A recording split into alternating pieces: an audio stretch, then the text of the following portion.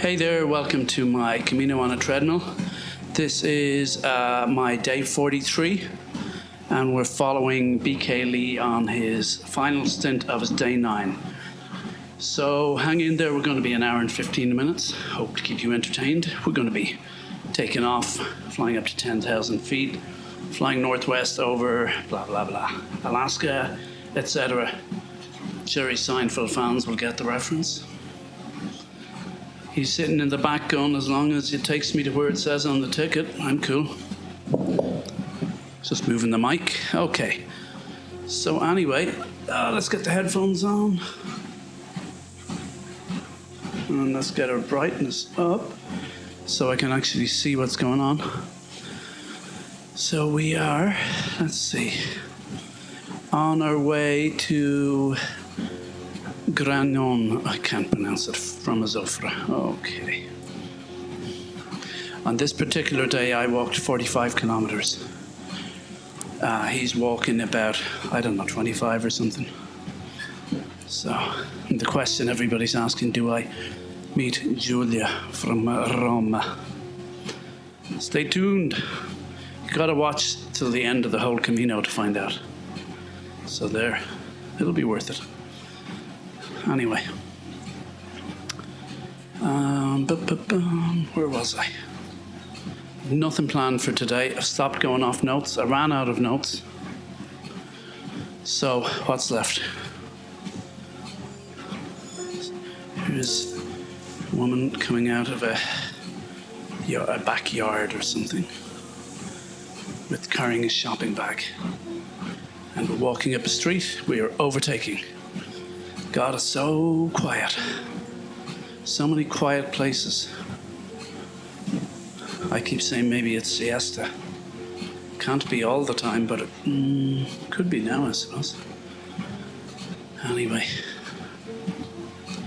So I've been talking about The Deer Hunter and Fleabag.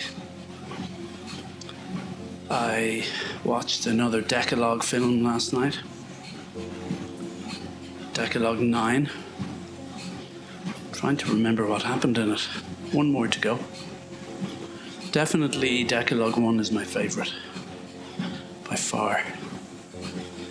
Last night was about a man and a woman, and he's sterile and she's having an affair.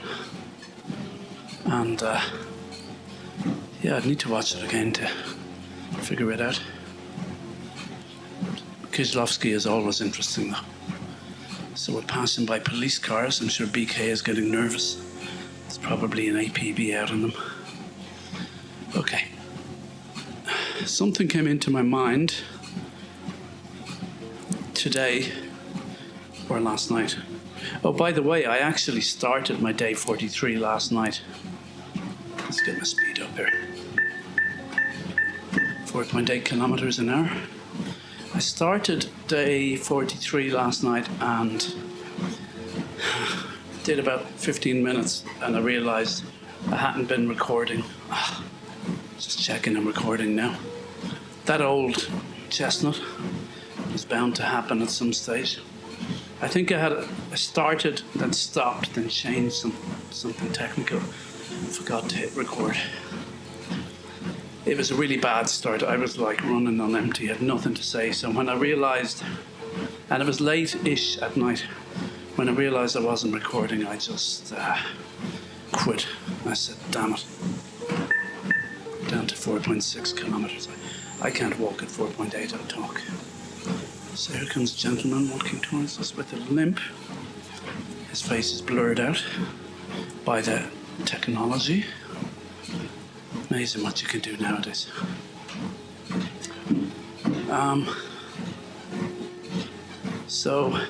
I had very little to say last night. I was contemplating... Moving the mic again. Okay, that's better. I was contemplating quitting the whole thing, considering nobody would really notice, but... it's good for getting fit. It's a good sort of experiment.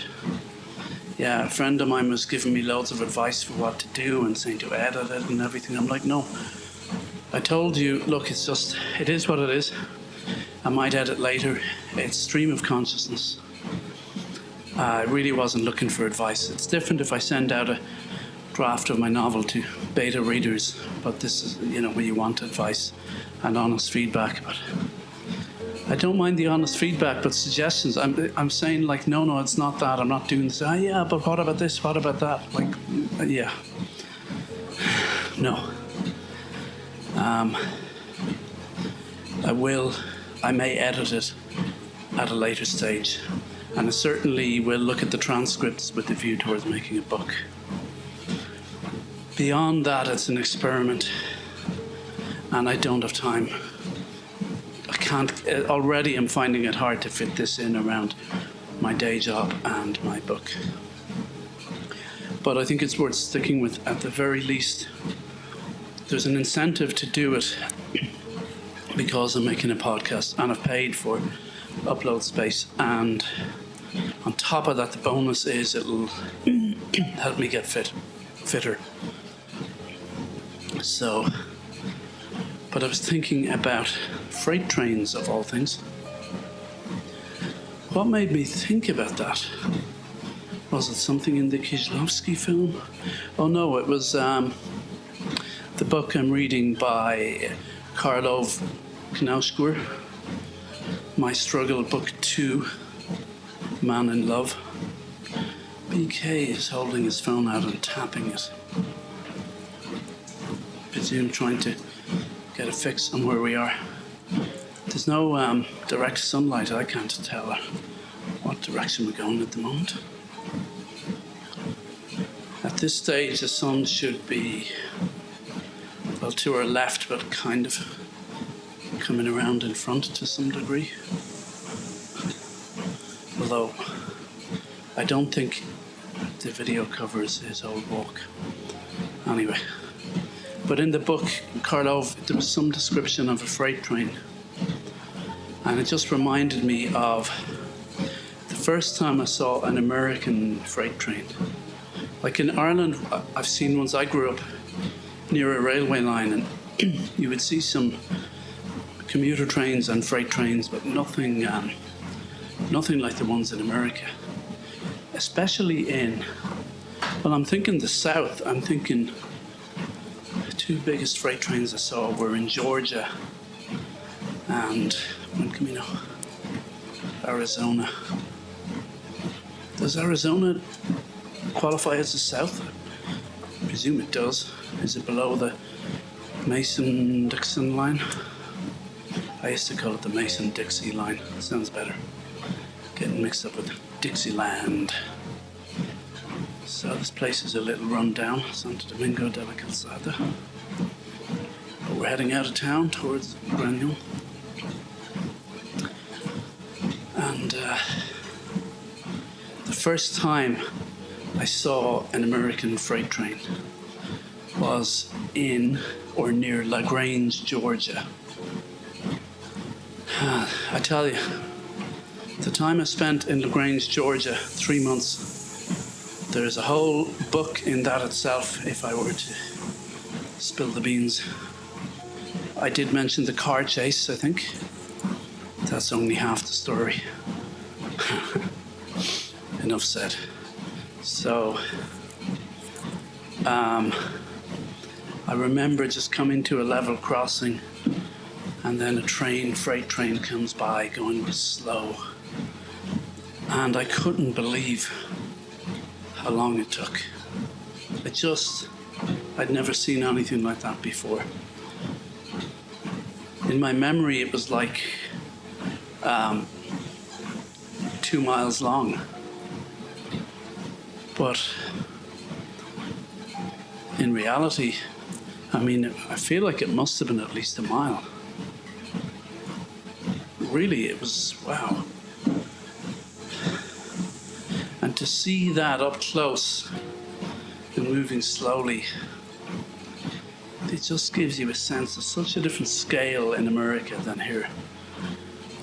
And the way that affects your thinking. Like, that was actually my first time in the States. And in a way, in my head, I had imagined the states like counties in Ireland, even though the states have their own counties. I was in Troop County. My buddy was held in Troop County jail. Now hold on a second, we've walked this before.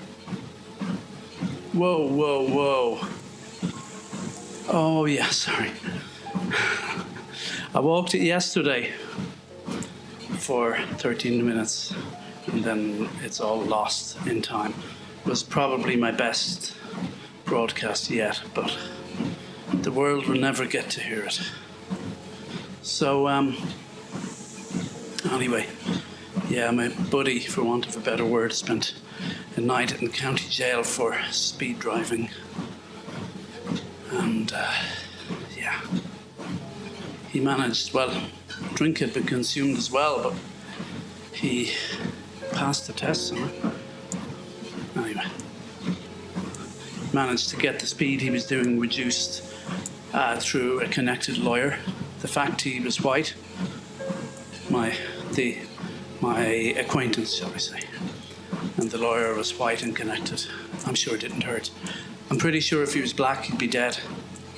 That's topical at the moment. But George Floyd and the verdict the other night, which I think to any reasonable person was the right verdict.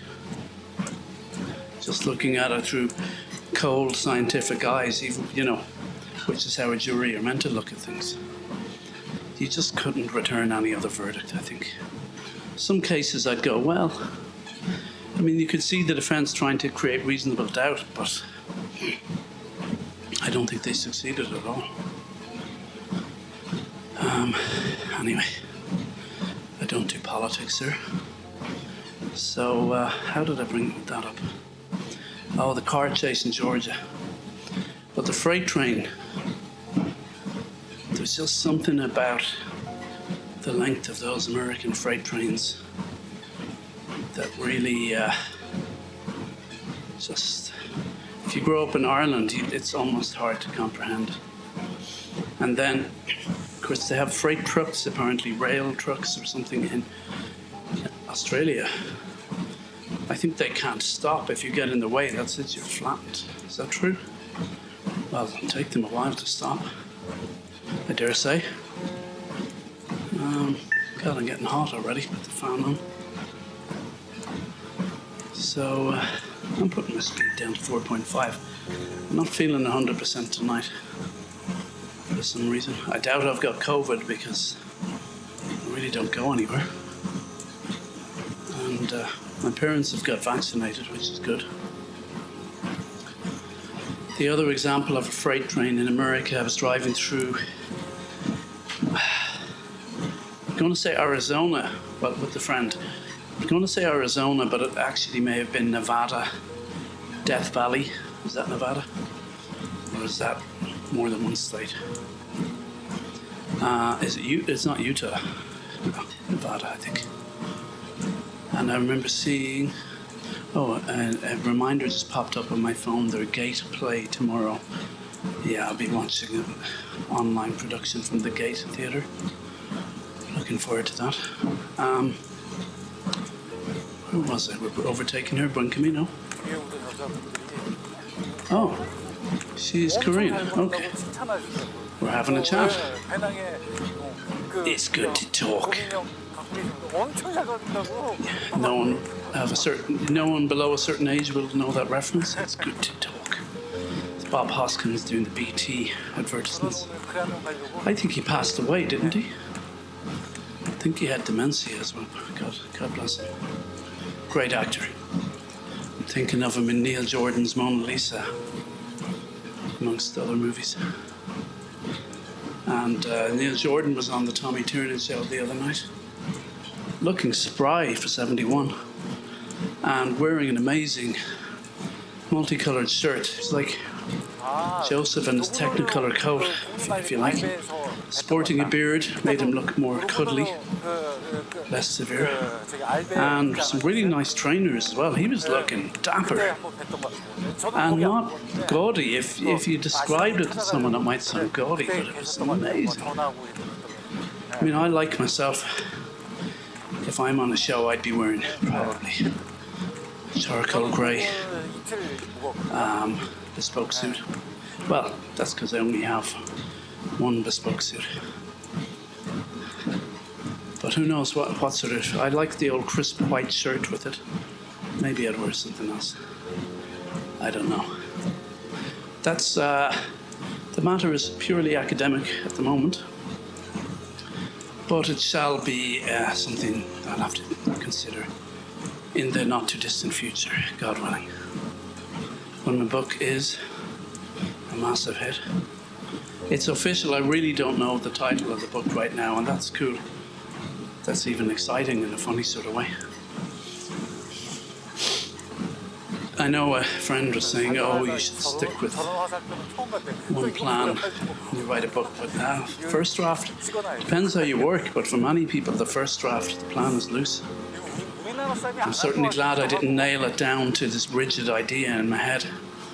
Mainly because I realized early on the rigid idea. I kind of knew it was going to be hard to write. It ended with them scaling a building, the Centrepoint building at the top of Oxford Street in London. And that just wasn't... To write that was hard. I mean, I was going to intersperse it with flashbacks or whatever, but it also just started to feel arbitrary. It's like he had a dream where he had to do that, and I don't know. It's gone in a much more interesting direction now, and it's got a road trip, and it's become a buddy movie with other burnt out casualties of the TV business. And seems to be about male singletons. And yeah, the ex from the past seems to be more important than the current girlfriend. It was meant to start and end with the marriage proposal. We'll see. It's kind of weird. I'm writing it now, and I'm like the inciting incident and the climax, which are often, if not always, well, often linked, are both slightly up for grabs. But that's okay. It seems to be more about him realizing he's totally lost his identity working as an editor.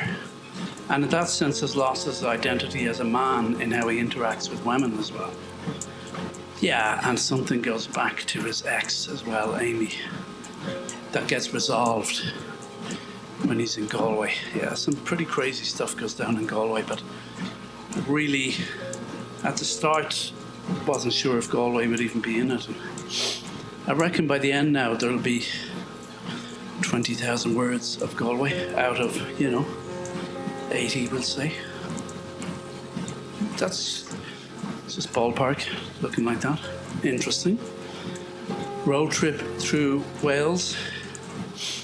Well, through Ireland, Wales, England. Buen Camino. Hola. We're overtaken. Pole position. The road trip could be 10,000. Who knows? It could be 20. It's just at the moment. It's all up for grabs.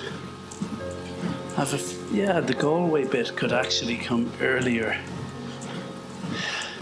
I don't know. It's like I'm just discovering it now, and it feels good, and I'm not actually panicking about the structure. Yeah, I'm quite clear. I actually wrote a chunk of sort of Act 1. Then I wrote maybe a little bit of Act 2, and then jumped forward to the second half of Act 2.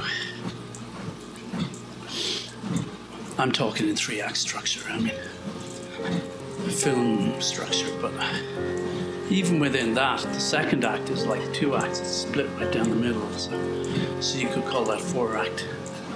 And then some filmmakers worked in 5 acts. And Shakespeare, some of his 5-act. So 5-act was a thing in the past. 5-act, I read a bit about it. You start hitting the ground, and then the second act maybe goes back, fills things in or something. I'm rabbiting on here. I'm thinking, okay, back to the Deer Hunter. That was made in how many sequences? You've got America, Vietnam, America, Vietnam, America. That's kind of like 5 sequences or 5 acts. Scorsese has talked to you about that before. Kubrick too, I think. Kubrick calls his sequences, what are they, non-submersible sequences or something? Okay, I really am clutching at straws here. I haven't a clue what I'm saying. So if I don't, how are you supposed to? Let's get the fan up here. I'm walking about 20 minutes here. Oh yeah, and I've got more than usual to walk today, but that's okay. 15 minutes extra at the end. No problemo. Then I'll have finished 9 days of BK's walk and 43 days of mine. Bloody hell. What did I get myself into? Still, the biggest pain is editing it afterwards. It's not much editing, but it's just getting, sync it up, get the start and the end, get the levels right, bring up the levels if there's a bit of talk. That's it, but that's it. Buen Camino. Buen Camino, motherfucker. Oops. I'm just marking them all as explicit, so I might as well swear at least once in each episode. Just working on my bad boy image. Needs a bit of work, apparently. So, nothing like a bit of swearing. Anyone remember the episode of Seinfeld where George starts playing the bad boy to woo... No, it's not Marissa Tomei, that's a different episode. To woo one of Elaine's friends. Works for a while. Of course, in the end, he blows it. That was fun. Love that show. I love George, I have to admit. He's a screw up, but he's the funniest character in it, in my humble opinion. Oh boy. Yeah, God, I am feeling tired today. Let's just go down to 4.4. I think that's enough for my heart points. I wouldn't want to go any slower though. So we're overtaking someone else here. Buen Camino.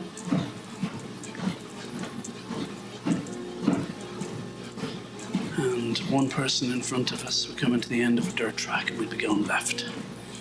Hope you're all having a good day out there. And we're still behind this guy. Let's get some water into me here.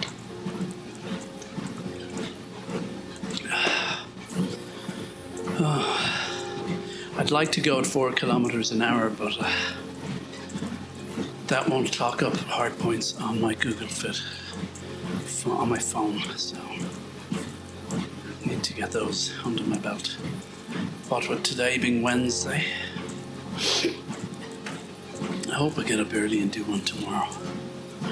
I've stopped drinking during weekdays. Wasn't drinking a lot, but drinking more regularly just became a habit. And, you know, I was putting on weight and it was affecting my sleep, so yeah. I think it was, yeah, my sleep is getting better. Oh, I had bags under my eyes from sleep. But I need to really cut out coffee. I know I always feel better when I do that, but then I miss it. I do like my morning coffee. We'll see how it goes. I don't need to become a monk overnight.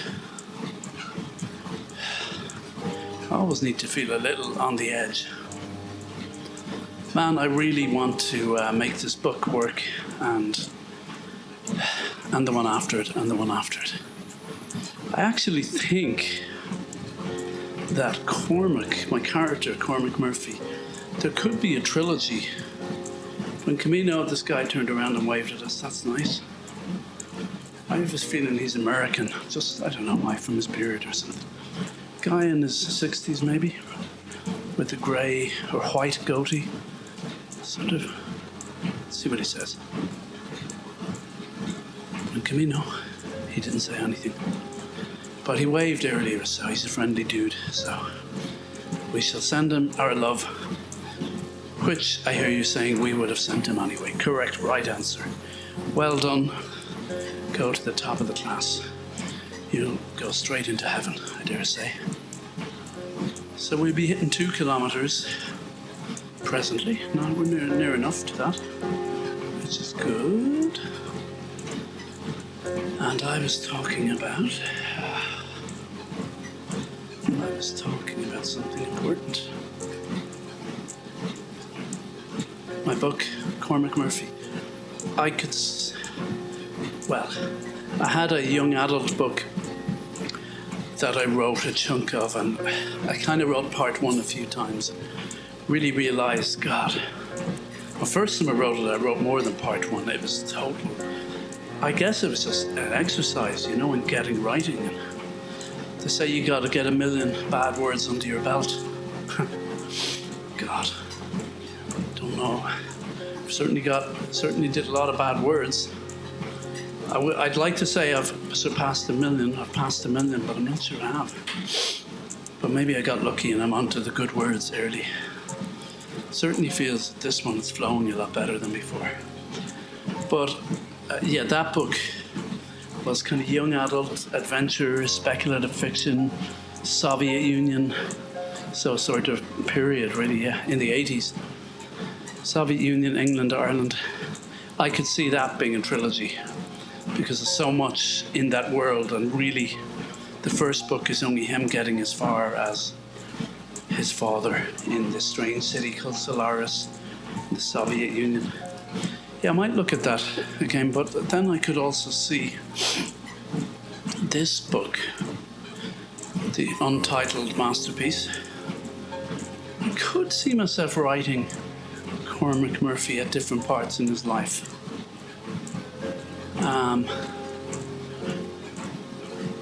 Possibly. We'll see. I'm not tied to that. Let's see. Let's get the first one right. Let's get this one right anyway. It's not the kind of book that necessarily lends itself to a trilogy, but I suppose what got me thinking of that was the character from Francois Truffaut's film, Les 400 coups, the 400 blows. What's his name? Antoine. So Truffaut did, was it 3 or 5 films, at least 3, with that character at different stages in his life, and the same actor. So you see him growing up as well. And I've seen them, but I think 400 Blows is the one I remember the most. And I sort of was looking for inspiration for my book because I have a vision board and of different. I had an image, first of all, related to my young adult book, Solaris, which was a kind of image of the sun close up, where you can see all the fiery stuff in the sun. Then I replaced that with a really cool picture of the Centre Point building in London, thinking my book was going to centre around that and scaling that building. That's definitely gone from it. But I left the building on my vision board, and then I was looking for something else, and I was going to go and buy magazines and look for an image, and then I just have this Truffaut book, Truffaut on Truffaut or Truffaut by Truffaut, big coffee table book my friend Dennis brought back from Russia, amazing book. And I went through that and I found a picture of Antoine. He looks amazing in it. The older Antoine. I mean, not a kid, but young adult or whatever, young man. And took a snapshot of that, printed it out, stuck it on in front of the Centre Point building.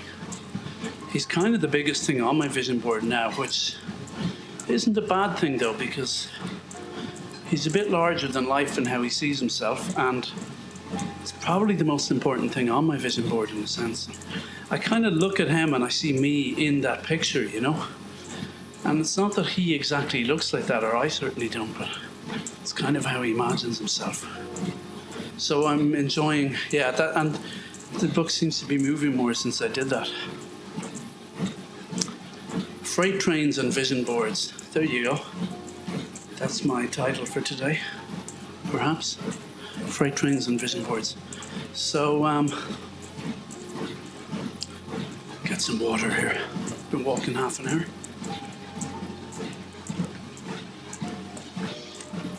I've been taking cider vinegar every day recently. I was on about 2 tablespoons today. I just dropped it to 1. It seems enough. In a glass, that was actually with just water. It was quite pleasant to drink. So,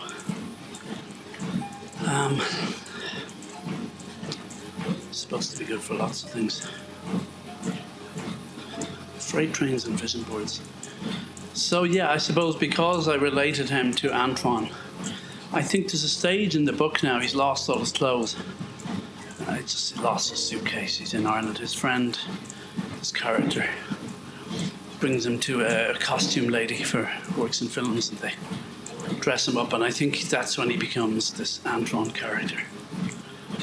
So they kind of, it's inspired by that look. Of course, he likes this character anyway. So that's a bit of fun. Yeah, he's lost all his baggage at the end, which is, of course, metaphorical. Oh, metaphor alert, metaphor alert. Get out while you can. Stop reading while you can. If you've read that for you might as well read to the end. Trust me. Trust me. Okay. What's it? A stereotype accent, was I slipping into there? You never know. So, BK taking a picture. Or is he checking his GPS? No, he's taking a picture. Still got someone in front of us. Let's hope we can overtake. I'll go up to 4.5, I think. Live dangerously. Live a little. So, I guess then thinking of Truffaut got me, and Antoine got me thinking of a trilogy, but I had thought of it before, like his time working as a runner in a post-production house in Dublin. I never quite sunk that low in my career, but that could be something. No, probably not. And then the story that continues from the end of this one. Hey, let's figure how this one ends first, right? Actually, I know who he ends up with. Put it that way. Let's leave it at that. Shall we? Going to have to buy it to find out. Just like you're going to have to watch these to the end. I'm going to start putting up a paywall. You're going to have to pay to find out, do I meet Julia from Roma? Vision boards and freight trains and vision boards. Yeah, that's my title for today. Seriously, because sometimes I don't know what to call them. I don't feel like listening to the whole thing again just to figure it out. So let's go to 4.6 until we overtake this gentleman, which could be a while. I think it's a gentleman. Maybe he's not. Maybe he's a horrible person, not a gentleman at all. But I don't think it's a lady. Okay. We'll overtake. I suspect that BK sets a good pace. I was slow on the Camino, man. Yep. Best thing for me was if I met someone and walked with them who was relatively fast, but not too fast. Yeah. Probably will do it again. I'm going to finish this one and buy myself a new Camino ring to replace the one I lost.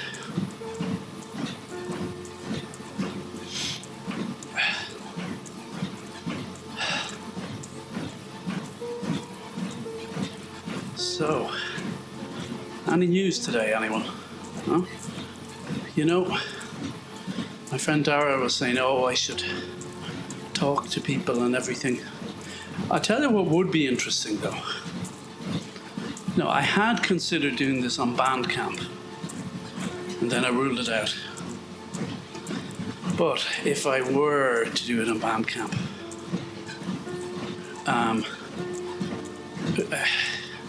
you see, no one would probably listen, but if anyone joined, I could let them join the room and talk to them. But it'd be better if they were on the treadmill too. It would change the whole nature of it, and I would get distracted trying to run it. Though. I see, I'd need a producer to do that, and that ain't going to happen. So anyway, let's go to 4.8 until I overtake. Yes, I know it doesn't actually make me overtake, but psychologically it feels good. It gives me a mission. And after this, I'll be eating, showering, writing. It never ends. Work is busy enough, that's okay. Oh man, we stopped to take a picture and now we're behind. Not good.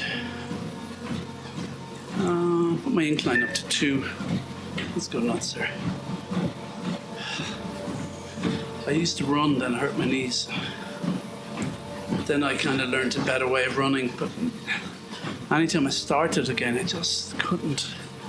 I found I was getting tired from doing it instead of feeling better, so I don't know, I might try it again someday. One good thing about it is just, really clears the mind. Mind you, walking at this pace now on the incline is good, but it's hard to talk. And we're falling behind, so I'm going to go back down to 4.6. Freight trains.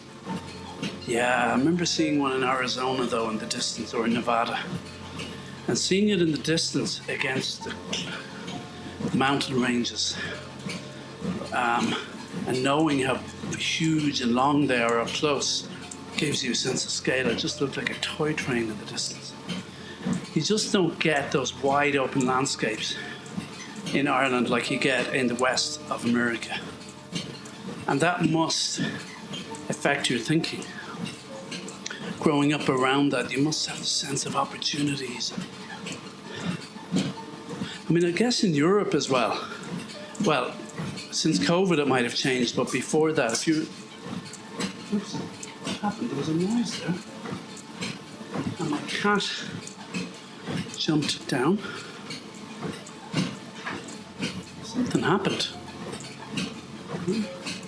Did the bell ring, I wonder? I better go out to the front door. No, I won't.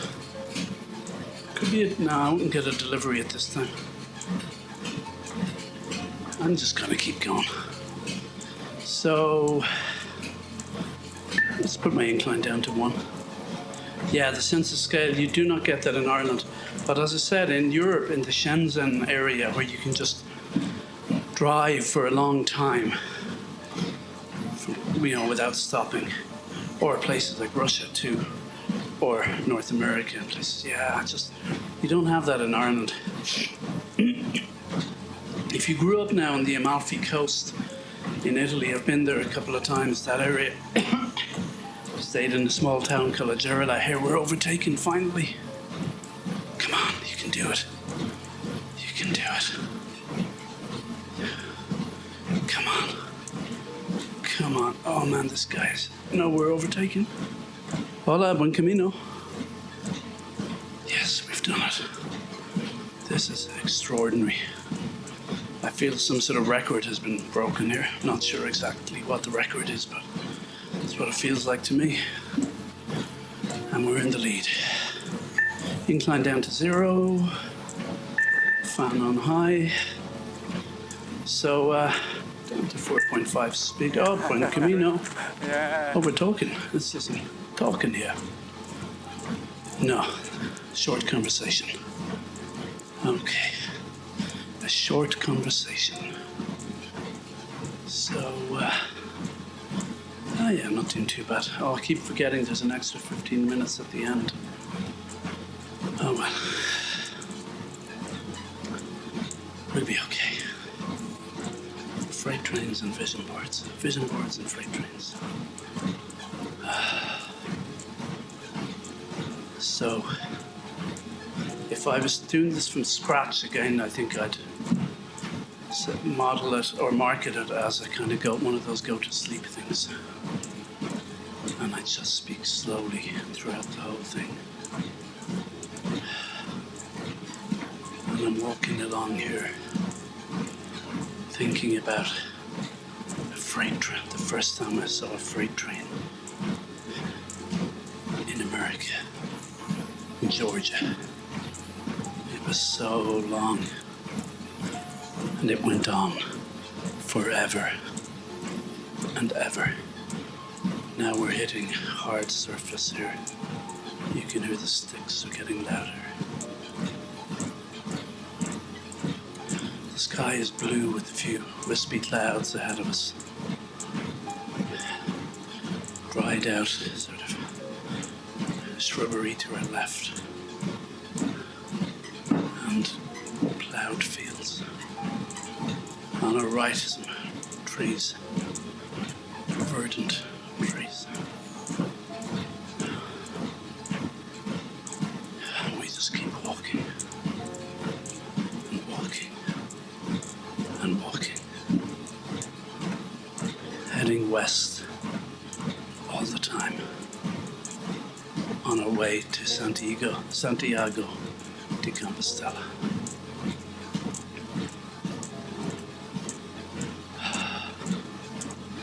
So peaceful. Out here on our own, on the road. Our mind is totally at peace.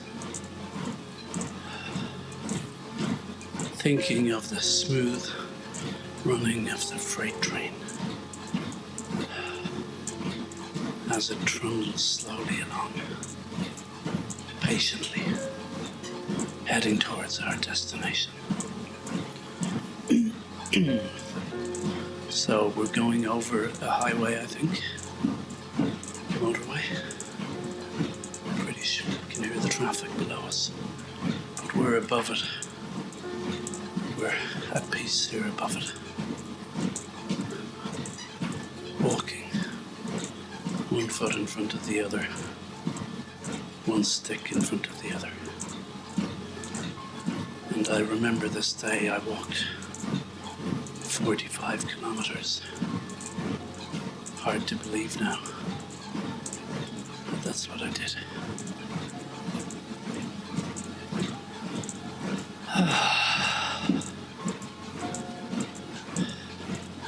This is much more peaceful if I just think of it like a going to sleep video or something to walk to.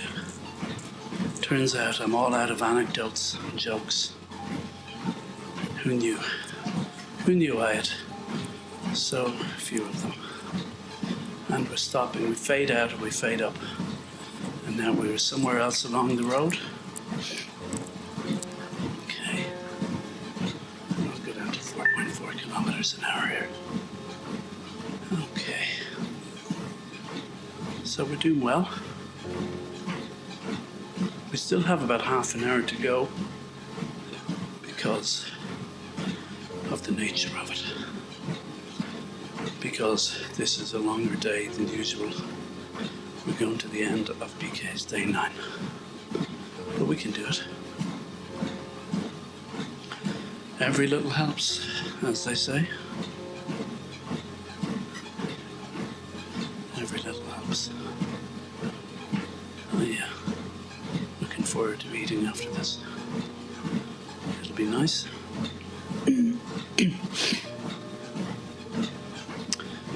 Apologies for my sniffles, but that's a constant feature with me, my sinus problems.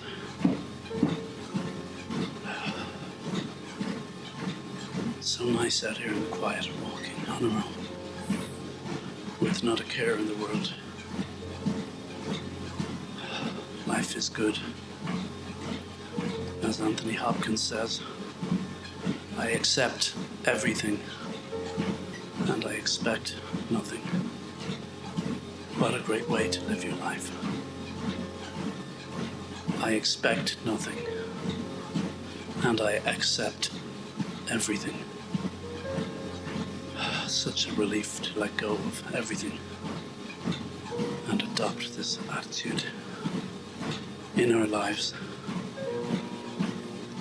Everything feels possible, but we grab onto nothing. What a nice way to live our lives. So, today in Galway, Ireland, the weather was quite nice. I was only briefly out in the back garden. I should try and go for a walk outdoors later.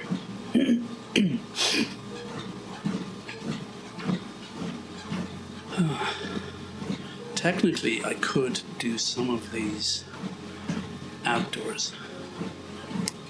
Oh, it'd be hard to record. Well, no, I could do it. Clip on mic and a Zoom recorder with PK playing in my ears. It'd be strange though. I'd be walking along talking. People would see me, but it's not much different to walking and talking on the phone. But I feel I should stick with Camino on a treadmill, and also just looking at where he is the whole time. It is very much like me redoing my Camino. And I feel I'll definitely have earned myself a Camino ring by the end of it.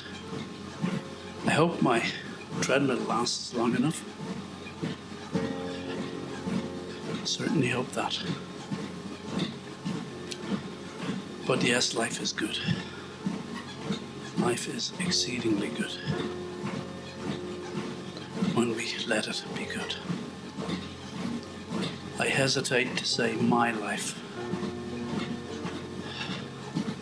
I'm not sure the attitude of my life is the most helpful. Do we really own this life that we didn't even choose to have? It's a gift that will be taken from us eventually. I'm not sure if ownership is the healthiest attitude or the most helpful. I see the yellow arrows pointing us, so we know we're going the right way. That's good. Good to know. And we've stopped. And will I stop? Yeah, why not? Okay. I'm taking a rest. A truck goes by beneath us, and we're off again, okay? Okay. Let's go up to 4.4. Oh, I liked that little stop. I wish he'd stop more. Oh, yeah. But right now, I feel patient, which isn't something I'm known for. But it's a good habit. It's a good habit to try and to cultivate, I think. Just take a water break here. Did the Camino make me more patient? Maybe a little. Is this Camino making me more patient? Maybe a little. We do our best in life. We do our best. But yes, instead of my life, instead of my pain, their pain. I read that in a book called A Year to Live. It makes pain more bearable. Pain is part of life. I did mention about the woman I met who'd lost her 2 sons who were murdered. I met her on the Camino. I felt like I hugged her and we both shed tears. It was so incredibly moving. And I felt like I was shedding some of her tears for her. Did that make her burden any lighter? I like to think maybe yes, but I mean, by such a tiny fraction. But if a tiny fraction is all we have to offer, we should still give that.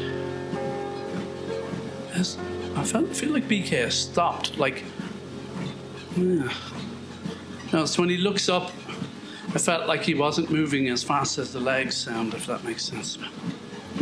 I think if he was looking down at the ground, if the camera was pointed at the ground, yeah, it would feel faster. But shedding tears for somebody else is a beautiful thing to do if you can do it. And God knows I have trouble accessing tears often, but on that occasion it would be hard not to. I guess I discovered about myself I was able, One thing I discovered on the Camino, I could take other people's hardness. I could take it on board without carrying it, if that makes sense. But I could empathize. I guess that's a good gift to have. We all have something to offer to the world.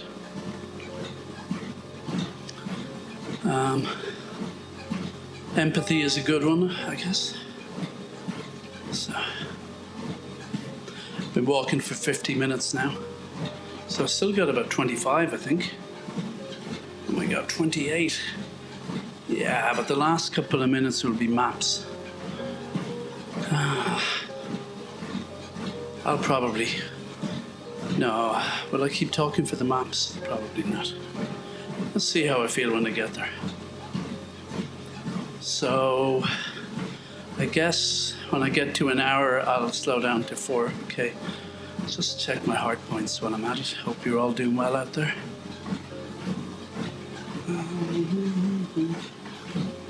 So, got a message from my friend Brian. I was saying the numbers are bad in Japan, the COVID numbers. He had lived there for a year and a bit. He said, thank God I don't live there. He's vaccinated now, or at least he got 1 dose. That's because he was Northern Irish registered, I think, resident, before going to Japan. I think that was why. Now I'm looking up my heart points. I've clocked up 47 today. And don't know where I stand for the week. 47 movements, 58.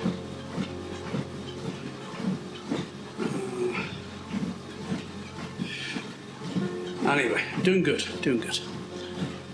So 52 minutes, okay. Get some more water here.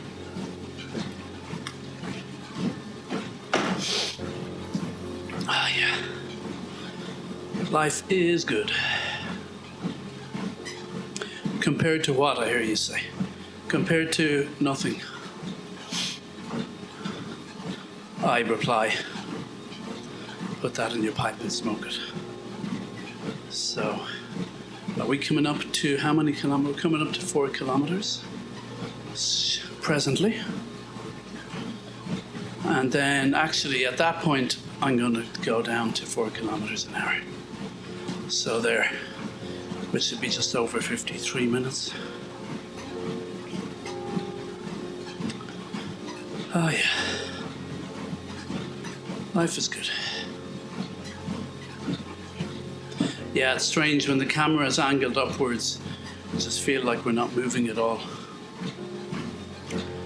But that's okay, we're getting there. We'll get you there.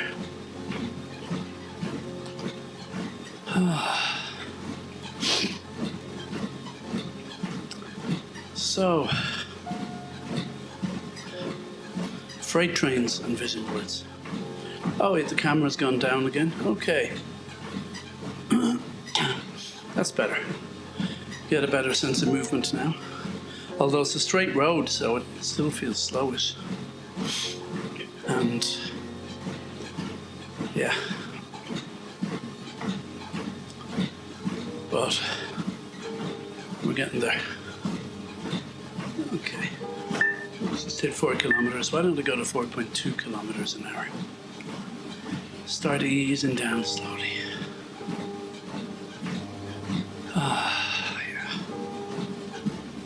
Yeah, I'm thinking about my meal tonight. Nothing fancy. I've got mashed potato with onion and spinach. I'll saute that and have it with baked beans and a fried egg. Nothing fancy, but I'm looking forward to it, to be honest. So, we have an extra long walk today, and I appreciate you walking along with me. I don't think I'm going to try this on Bandcamp. As I said, the noise reduction would be a big problem. No, I think I'll just won't even go there. if I did, anyone who comes into the room, I'd have to kind of invite them on stage, but it would just distract me completely. It is what it is, this, and could well become a book afterwards. We're going under a bridge now. He's walking directly under it, along the length of it, to get the shade, I guess. So, motorway bridge. So, or it's not a bridge, it is, I guess, yeah. And now we're back out on the road, the narrow road, walking parallel to the motorway, which has come level with us, I think. So, BK is panting a bit. But you gotta admire him, he just keeps going. And he don't complain. So that's a good thing. Gratitude. I got my walking sticks here, they're just hanging off the hand grips on my treadmill just as a kind of memento. I tried walking with them briefly, it was messy. I dare say it could result in an accident. So, this is nice. I've got the headphones fully on now, which I don't normally do with the noise cancelling, so I'm really just transported into his world, which is just footsteps, sticks, and occasional traffic. Even the traffic sounds soothing sometimes when it passes. So, what else have I to say? I thought I would talk a lot about freight trains, but definitely if you're doing something for going to sleep to, you could talk about a freight train that just goes on and on and on and on. The perspective from a level crossing from watching it in a car must be totally different to being on it. You know those films where you see guys, sleeping on a freight train? There's a film called Hobo by, wasn't it Shea Murray Doyle here? No, it was John T. Davis. I think Shea edited it. They're both Irish. Must watch that again about a hobo travelling across America on trains, I believe. And you see that in the old movies, don't you? They're jumping on board the freight train. Something romantic about that, isn't there? Absolutely. So in 2 minutes, I'll have been walking for an hour. And then we slow down from 4.2 to 4 kilometers an hour. Hope you're all going to hang in with me to the end. So it's one of our tougher days, but could be worse. Let's get some water here.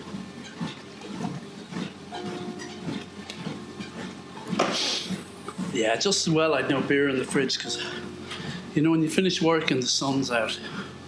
Oh, we've stopped. Let's stop. When you finish work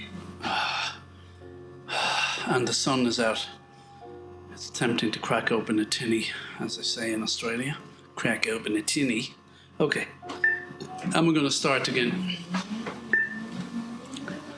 Okay. White van just passed us by. White van guy. So, thought I'd let you know. And it's just a straight road. A straight road and yellowy grass on each side of us. Straw, grass, hay, what is it? Grass, I guess. All yellow. And a couple of green trees. Not a lot to report. Blue sky. Actually no clouds now, just blue sky and a kind of haze in the distance. The blue sky is nearly filling the whole frame, which gives a feeling of freedom. I remember when I studied film in Russia, art history class we went to, she talked about certain, or he, I think it was a famous art history teacher, talked about certain paintings where they show very little sky and it creates a sense of oppression. In this case, it's nearly all sky right now. and a sense of freedom, but also very little sense of movement. They discussed that in the film The Aviator about Howard Hawks. Scorsese's film. They're shown how when they filmed the flying scenes, there was no sense of movement because there were no clouds. So movement, perception of movement can be a relative thing. We perceive it relative to other things. No, I'm not going to get into the theory of relativity. Thank you for asking. Might be a little over your head. Of course I understand it. So, E equals mc squared or something like that? Eh? What? Something like, see, here I go. I say I won't do it, and then I do. Okay, let's go down to 4K. Okay, we've been walking an hour. Been walking for an hour. So, we've stopped. So, stay stopped for a while there, BK, please. Oh, God, no. Okay. And we're off. So, if you're traveling alongside, see, if you have a beam of light, it's moving at the speed of light. But if I were traveling alongside it on another beam and looking at it, it would be not moving at all. Isn't that the gist of it? Does that qualify me to get a scholarship to Oxford or something? No? Oh, okay. Worth asking. If you don't ask, you don't get, right? So anyway, blue sky. Blue sky thinking. Yeah. Goodbye, blue sky. Isn't that from The Wall by Pink Floyd, is it? Goodbye. I don't know. So, a lot of blue sky. Oh yeah. I had been chatting to my friend Dara and Anthony about The Deer Hunter today. About that scene where Christopher Walken and Bob De Niro exchanged lances, and the question is, I got the impression that Walken, that his feelings for De Niro were more than just brotherly platonic love. The others don't agree with me. I'm not sure, but just that reaction he gives. Man, love that film though. Yeah, I love it.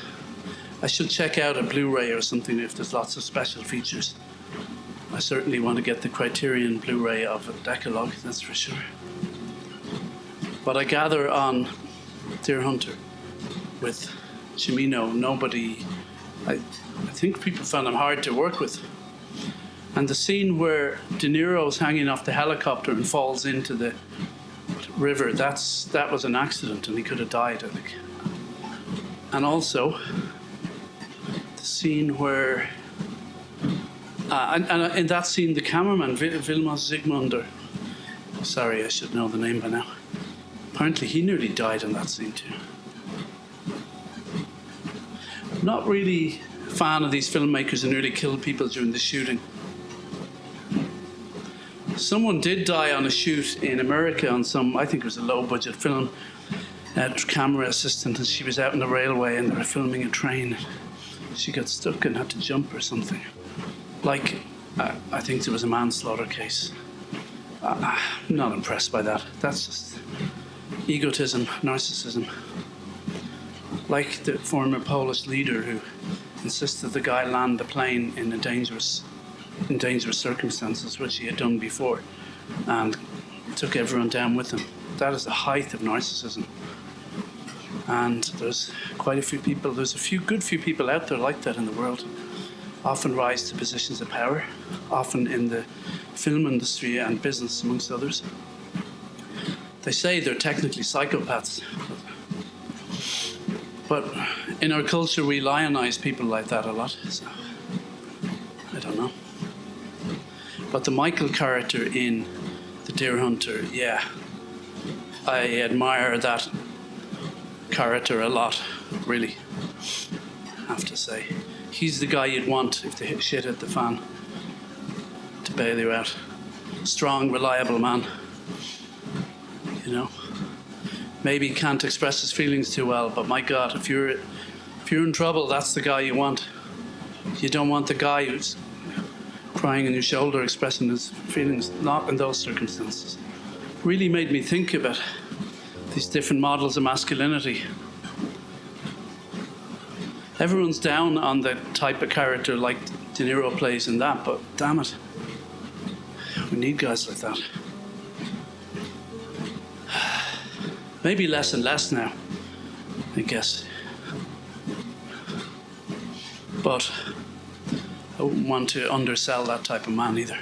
So anyway, it's nearly all blue sky, and we have 13 minutes to go. We can do this. The hardest thing, it's not the walking, it's the talking is the hard bit. But I started off talking about freight trains. It's a lovely image. I like trains, boats, barges. I love that film La Talente. I've probably talked about it before. Sometimes when I want to sleep, I imagine I'm on the barge in La Talente or on a yacht out in the middle of the ocean. And on the barge, there were little kittens in it that were so cute. And of course, the film stars, Dita Parlo, she was a German film star, beautiful, walking on the deck of the barge in her white wedding dress. Now we're totally blue sky. And Michel Simon, her husband. Okay. Blue sky, goodbye. Maybe that's not the words of the song at all. Oh, we've stopped. Good. Oh, I've got to do this more often. Every time he stops, I stop. Okay, he's moving, but I'm taking a break. Okay. And we're off.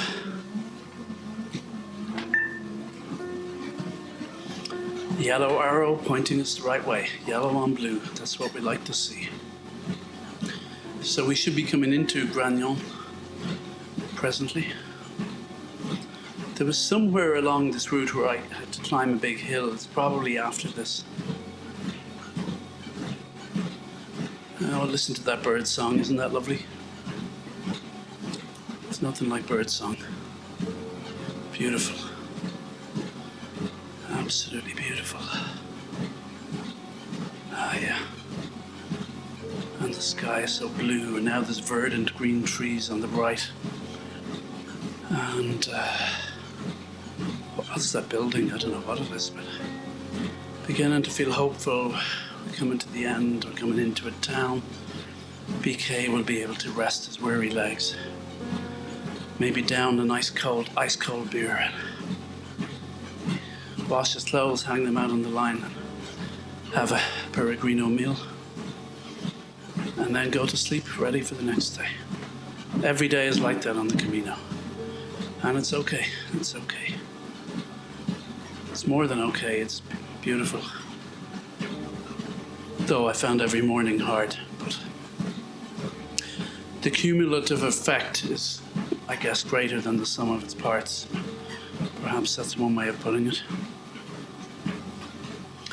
I was looking at that scene, I sent it to someone, Emma Thompson in Love Actually. Really not one of my favourite films, but the storyline with her and Alan Rickman is beautiful. And the scene where she thinks he's bought her a necklace for Christmas and she opens a present and it's a Joni Mitchell CD. And then she excuses herself and goes upstairs, cries, dampens her tears, places on a smile, and goes back down because they were going out to a school play. That's so beautiful. Such acting. Really nicely put together, the editing of it. There's just a lot of it. It's just it's a wide shot of her standing in the bedroom. And then she cries, puts her hand up to staunch the tears, cuts in as the hand goes up to close up on her. And then mainly plays out in that close up and then back to the wide shot. I think it's not fancy editing, but But then the bit where she goes back downstairs and faces them all and puts on her smile, oh my God. It is just stunning. People refer to it as that scene. I used to think it was just me that thought that. But yeah, the film, it has its moments, but yeah, a lot of the storylines really don't work for me at all. Even though you could say its heart is in the right place. Interesting storyline with, what's her name again? She's in, my memory's just gone completely. The one set in, is it Missouri? Ozark. She's in Ozark. Reddish hair Jenny. Oh my God. Oh my God. She's a wonderful actor. So she's in Love Actually. Oh, what's her bloody name? Anyway. And she's got a brother who's in a home. It's quite a challenging relationship. And it's just showing the different types of love, I guess. But she's missing out on romantic love or, a partner in her life because she gives so much to him. I don't think the film weighs in on which is right or wrong, but... Oh, what's her name? She really is quite wonderful. I can see her there in front of me. But for the life of me... Anyway, it doesn't matter. So how are we doing on time? We're coming into Gragnon. And 4:18. 7 minutes to go, which kind of is less because there'll be maps. So 5 minutes-ish. 5 or 6. We can do it. Da, da, da, da, da, da, da. That's the music in that scene. It's a Joni Mitchell song, Both Sides Now. I looked at love. Sorry, my voice is breaking, not with emotion, just with, I don't know, something. Maybe with COVID. I hope not. Anyway. Da, da, da, da, da, da, da. I looked at love from both sides now. And she says, I don't know anything at all about love. Oh. Lovely scene, that. Oh, what a scene. Look it up, Emma Thompson, Both Sides Now. Love Actually. I mean, the scene where the guy appears to Keira Knightley, I'm forgetting everybody's name, with the card saying how he feels about her. That's weird and slightly creepy, I think, but anyway. That's just me. I haven't tried that particular move, maybe I should. Could you imagine trying that in real life? I don't recommend it. If you don't know the scene, I'm too tired to explain now. He just shows up and has a conversation written out on cards because he doesn't want her husband, his best friend, to hear it. Yeah, you kind of get the impression he fancies his best friend, but no, it's her. And I don't know, it's just a weird scene, I think. I mean, romantic comedies or romantic films, some of the stuff they portray as romantic is actually a little stalkerish. But yeah, I like a good... I love the book of One Day by David Nichols. The film, no, not at all. The book, yeah, I love. That's romantic, but in a kind of realistic way. And funny too at times. There goes truck laden down with bales of hay. Just thought you'd want to know that. We've arrived in the town of Gragnon. The sky is deep blue. Oh, I love that. Oh, that colour just makes me feel good. And the sun, now we've turned left, is in front of us, which at this time of day is good. You would not want to be going the other way. You'd definitely be wrong. So, coming to the end, that feels good. You can hear the sound of life and children playing. That's the sound of joy the world over, isn't that? Children playing. So, of course, sometimes they're screaming, but it's such a sound of life, I suppose. It's not always joyous, but kind of is, though, in a way. There goes the truck. Okay. Oh, yeah. So we're coming in, we're at these rundown buildings. Surely you're not wondering where you're going, BK. It has to be straight. Of course, there is a hill to the right. He's probably wondering, should I go up there? Probably, but I don't know where you're staying. Oh, do I see any arrows? I don't see yellow arrows. I think the routes always end at a church. I think that's how it works. So if you follow the arrows, I think you always end at a church. Someone told me that. I never fully tested it. Anytime I got to a town, I was just thinking, where am I staying tonight? If I wasn't, unless I was moving on. Oh, it's so quiet here again. I guess could easily be siesta time now, though. When is siesta? Is it 2 to 5 or something? 3 to 6? I don't know. 1 to 3, 1 to 5? I should know these things. But I don't. It's going to come up in a quiz sometime, and I won't know it. Oh well. Won't happen. I don't enter quizzes. I don't want to put myself through that humiliation. I did enter Who Wants to Be a Millionaire once, the Irish one. I got a phone call. They have a randomized question. You have to guess how many people visited Dublin Zoo in the last year. And I don't know what I guess. I'd say I guess way too few, though. Anyway, I think fastest finger, I often time myself and think, I'm not bad at that, but on the day, would I be good? And then I don't know. I'd be happy to get to 32,000, to put it that way. I'd be lucky to get there. Oh, here's the church on the right, and then we're turning right here. Okay. So we've arrived. Well done, everybody. Thanks for walking along with me. And, we've only a minute to go. The maps are going to kick in any second now. I might as well go to the end of this lap, 5.6 kilometers. So, feels good. Got a good walk under my belt today. Da da da da da da da, and the map has come up. Da da da da da da. I've looked at love from both sides now. So let's see how far he walked. As I said, I would have continued another 20 kilometers more than this, I think. And he did an elevation of 750 meters. Just waiting to see his overall duration.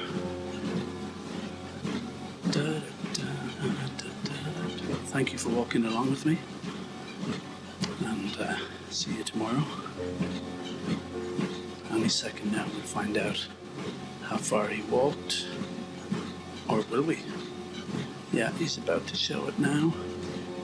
22.3 kilometers. Okay, I walked another 23 on top of that.